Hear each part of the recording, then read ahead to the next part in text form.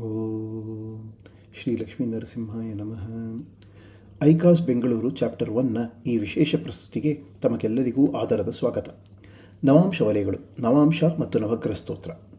ನಾವು ಪ್ರತಿದಿನ ಪಠಿಸುವ ನವಗ್ರಹ ಸ್ತೋತ್ರದ ಕ್ರಮಕ್ಕೂ ನವಾಂಶ ಕುಂಡಲಿಯ ರಚನೆಗೂ ಇರುವ ಒಂದು ಸುಂದರ ಗುಪ್ತ ಸಂಬಂಧವನ್ನು ಇಂದು ಅನಾವರಣಗೊಳಿಸುತ್ತೇವೆ. ಈ ಅಧ್ಯಯನವನ್ನು ಐಕಾಸ್ನ ಮಾಜಿ ಗೌರವ ರಾಷ್ಟ್ರೀಯ ಉಪಾಧ್ಯಕ್ಷರು, ಬೆಂಗಳೂರು ಚಾಪ್ಟರ್ನ ಅಧ್ಯಕ್ಷರು, ತಲೆಮಾರುಗಳ ವಿದ್ಯಾರ್ಥಿಗಳ ಗುರುಗಳು, Navamsha an essential tool for predictive astrology ಎಂಬ ಶ್ರೇಷ್ಠ ಗ್ರಂಥದ ಕರ್ತೃಗಳೂ ಆದ ಡಾಕ್ಟರ್ ಟಿ.ಎಸ್. ವಾಸನ್ ಅವರ ಪುಣ್ಯಸ್ಮರಣೆಗೆ ಸಮರ್ಪಿಸುತ್ತೇವೆ. ಗ್ರಹಾಣಾಂ ಅಂಶಕಂ ಬಲಂ, ಗ್ರಹದ ಬಲವನ್ನು ಅದರ ಅಂಶದಿಂದಲೇ ತಿಳಿಯಬೇಕು ಎಂಬ ಸೂತ್ರವನ್ನು ಅವರು ನಿರಂತರವಾಗಿ ನೆನಪಿಸುತ್ತಿದ್ದರು. ಅವರು ಅತ್ಯಂತ ಪ್ರೀತಿಸಿದ ನವಾಂಶ ಕುಂಡಲಿಯ ಕುರಿತು ಹೊಸ ಒಳನೋಟಕ್ಕಿಂತ ಉತ್ತಮ ಶ್ರದ್ಧಾಂಜಲಿ ಬೇರೊಂದಿಲ್ಲ. ನವಾಂಶ ಎಂದರೇನು? ನವ ಅಂಶ, 9ನೇ ಭಾಗ. ಪ್ರತಿ ರಾಶಿಯ 30 ಡಿಗ್ರಿಗಳನ್ನು ತಲಾ 3 ಡಿಗ್ರಿ 20 ನಿಮಿಷಗಳ 9 ಸಮಾನ ಭಾಗಗಳಾಗಿ ವಿಂಗಡಿಸಿದಾಗ 108 ನವಾಂಶಗಳು ದೊರೆಯುತ್ತವೆ. ನಮ್ಮ ಪರಂಪರೆಯ ಅತ್ಯಂತ ಪವಿತ್ರ ಸಂಖ್ಯೆ. ರಾಶಿ ಕುಂಡಲಿಯ ನಂತರ ನವಾಂಶವೇ ಅತ್ಯಂತ ಮುಖ್ಯವಾದ ವರ್ಗ ಕುಂಡಲಿ. ಒಂದು ನವಾಂಶ ಎಂದರೆ ನಿಖರವಾಗಿ ಒಂದು ನಕ್ಷತ್ರ ಪಾದ. 108 ನವಾಂಶಗಳು ಮತ್ತು 108 ಪಾದಗಳು ಎರಡು ದೃಷ್ಟಿಯಿಂದ ಕಂಡ ಒಂದೇ ವಿಭಜನೆ. ಇಲ್ಲಿ ಮೇಷರಾಶಿಯ ಉದಾಹರಣೆ ತೋರಿಸುವಂತೆ ಮೇಷರಾಶಿಯ ನಕ್ಷತ್ರ ಪಾದಗಳು ಪ್ರತಿ ಪಾದಕ್ಕೆ ಒಂದು ರಾಶಿಯಂತೆ ಮೇಷದಿಂದ ಧನುಸ್ಸಿನವರೆಗೆ ಹಂಚಿಕೊಂಡಿವೆ. ಹಾಗಾದರೆ ನವಾಂಶವನ್ನು ಹೇಗೆ ಲೆಕ್ಕ ಹಾಕುವುದು? 2 ಪ್ರಸಿದ್ಧ ವಿಧಾನಗಳಿವೆ. ಇಂದು ನಾವು ಪರಿಚಯಿಸುವ 3ನೇದೂ ಇದೆ. ನವಾಂಶ ಲೆಕ್ಕಾಚಾರದ ಮೊದಲ ಶಾಸ್ತ್ರೀಯ ವಿಧಾನ ರಾಶಿಯ ತತ್ವದ ಆಧಾರದಿಂದ. ಅಗ್ನಿ ತತ್ವದ ಮೇಷ, ಸಿಂಹ, ಧನಸ್ಸು ರಾಶಿಗಳಿಗೆ 9 ನವಾಂಶಗಳನ್ನು ಮೇಷದಿಂದ ಎಣಿಸುತ್ತೇವೆ. ಪೃಥ್ವಿ ತತ್ವದ ವೃಷಭ, ಕನ್ಯಾ, ಮಕರ ರಾಶಿಗಳಿಗೆ ಮಕರದಿಂದ, ವಾಯು ತತ್ವದ ಮಿಥುನ, ತುಲಾ, ಕುಂಭ ರಾಶಿಗಳಿಗೆ ತುಲಾದಿಂದ, ಜಲತತ್ವದ ಕರ್ಕ, ವೃಶ್ಚಿಕ, ಮೀನ ರಾಶಿಗಳಿಗೆ ಕರ್ಕದಿಂದ. ಗಮನಿಸಿ, ಈ 4 ಆರಂಭ ಬಿಂದುಗಳಾದ ಮೇಷ, ಕರ್ಕ, ತುಲಾ, ಮಕರ ಇವು ರಾಶಿಚಕ್ರದ 4 ಚರರಾಶಿಗಳು, 4 ಮೂಲ ಸ್ತಂಭಗಳು. 2ನೇ ವಿಧಾನ ರಾಶಿಯ ಸ್ವಭಾವದ ಆಧಾರದಿಂದ. ಚರರಾಶಿಗಳಿಗೆ ನವಾಂಶಗಳು ಆ ರಾಶಿಯಿಂದಲೇ ಆರಂಭ. ಸ್ಥಿರ ರಾಶಿಗಳಿಗೆ 9ನೇ ರಾಶಿಯಿಂದ, ದ್ವಿಸ್ವಭಾವ ರಾಶಿಗಳಿಗೆ 5ನೇ ರಾಶಿಯಿಂದ. ಉದಾಹರಣೆಗೆ ಸಿಂಹ ಸ್ಥಿರ ರಾಶಿ. ಸಿಂಹದಿಂದ 9ನೇಯದು ಮೇಷ.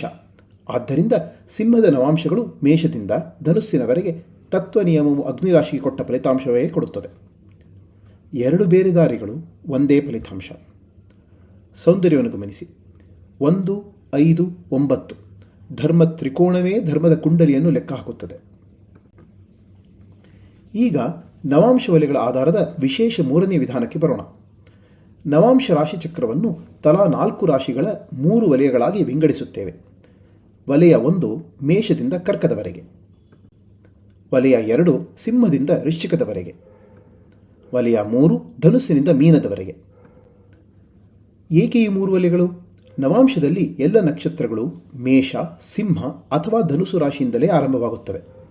ನಕ್ಷತ್ರದ 4 ಪಾದಗಳು 4 ಅನುಕ್ರಮ ನವಾಂಶಗಳಾದ್ದರಿಂದ ಅವು ಸದಾ ಒಂದೇ ವಲಯದೊಳಗೆ ಬರುತ್ತವೆ. ಎಂದಿಗೂ 2ರಲ್ಲಿ ಹಂಚಿ ಹೋಗುವುದಿಲ್ಲ.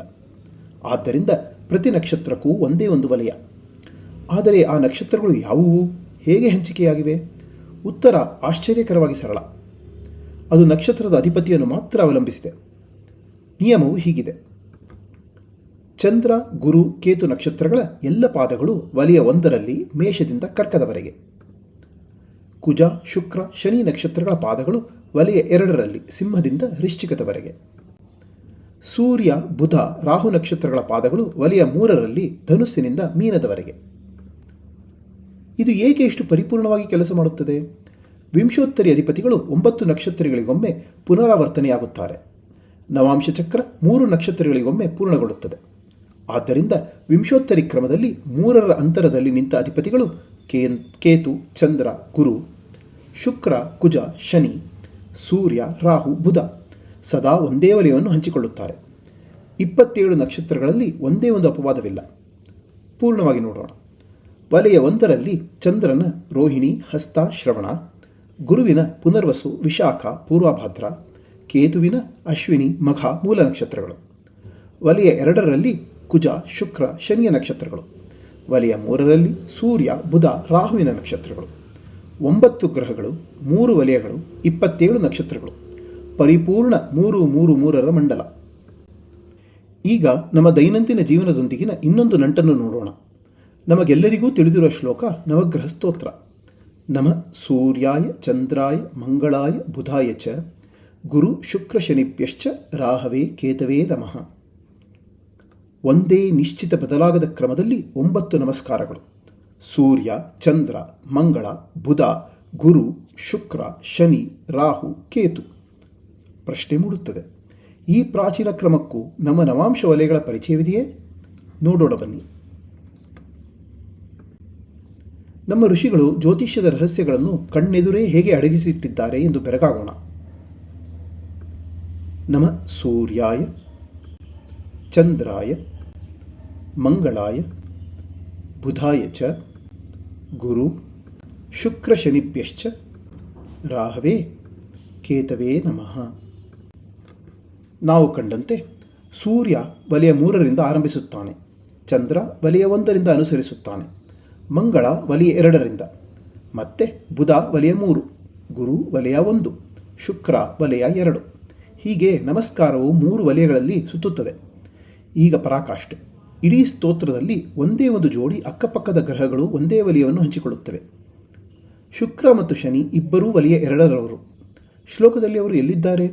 ಶುಕ್ರ ಶನಿಭ್ಯಶ್ಚ ಎಂಬಲ್ಲಿ ಅಕ್ಕಪಕ್ಕ ಬೆಸೆದುಕೊಂಡು ನಿಂತಿದ್ದಾರೆ. ಒಂದೇ ಉಸಿರಿನಲ್ಲಿ ಉಚ್ಚರಿಸಲ್ಪಡುವವರು, ಏಕೆಂದರೆ ಒಂದೇ ವಲಯದಲ್ಲಿ ಕುಳಿತವರು. ನಾವು ಪ್ರತಿದಿನ ಪಠಿಸುವ ಪ್ರಾರ್ಥನೆಯು ನವಾಂಶದ ವಲಯ ರಚನೆಯನ್ನು ಮೌನವಾಗಿ ಅಡಗಿಸಿಟ್ಟಿದೆ. ಇದು ನವಗ್ರಹಗಳು, ನಕ್ಷತ್ರಾಧಿಪತ್ಯ ಮತ್ತು ನವಾಂಶಗಳ ನಡುವೆ ನಿರ್ವಿವಾದ ಸಂಬಂಧವನ್ನು ಸ್ಥಾಪಿಸುತ್ತದೆ. ಈ ಪರಿಕಲ್ಪನೆ ನಾಡಿ ಜ್ಯೋತಿಷ್ಯದಲ್ಲಿಯೂ ಅಡಕವಾಗಿದೆ. ನಾವು ಏನನ್ನು ಕಲಿತೆವು?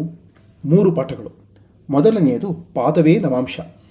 ನಕ್ಷತ್ರ ಮತ್ತು ನವಾಂಶ 108 ಎಳೆಗಳ ಒಂದೇ ವಸ್ತ್ರ. ಎರಡನೆಯದು ಅಧಿಪತಿಯೇ ವಲಯವನ್ನು ನಿರ್ಧರಿಸುತ್ತಾನೆ. ನಕ್ಷತ್ರದ ಅಧಿಪತಿ ಮಾತ್ರ ಅದರ ಪಾದಗಳು ನವಾಂಶದಲ್ಲಿ ಎಲ್ಲಿ ಉಸಿರಾಡುತ್ತವೆ ಎಂಬುದನ್ನು ನಿಶ್ಚಯಿಸುತ್ತಾನೆ. ಪಾದ ವಿಶ್ಲೇಷಣೆಗೆ ಶಕ್ತಿಶಾಲಿ ಹೊಸ ದೃಷ್ಟಿಯನ್ನು ನೀಡಿದೆ. ಮೂರನೆಯದು ಸ್ತೋತ್ರಕ್ಕೆ ನೆನಪಿದೆ.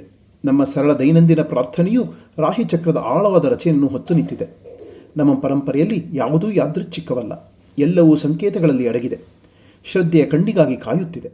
ನವಾಂಶವನ್ನು ಅಪಾರ ಶ್ರದ್ಧೆಯಿಂದ ನೋಡಲು ಕಲಿಸಿದ ಡಾಕ್ಟರ್ TS ವಾಸನ್ ಅವರ ಪಾದಗಳಿಗೆ ಈ ಒಳನೋಟವನ್ನು ಅರ್ಪಿಸುತ್ತೇವೆ. ಓಂ ಶ್ರೀ ಲಕ್ಷ್ಮೀ ನರಸಿಂಹಾಯ ನಮಃ. ಧನ್ಯವಾದಗಳು.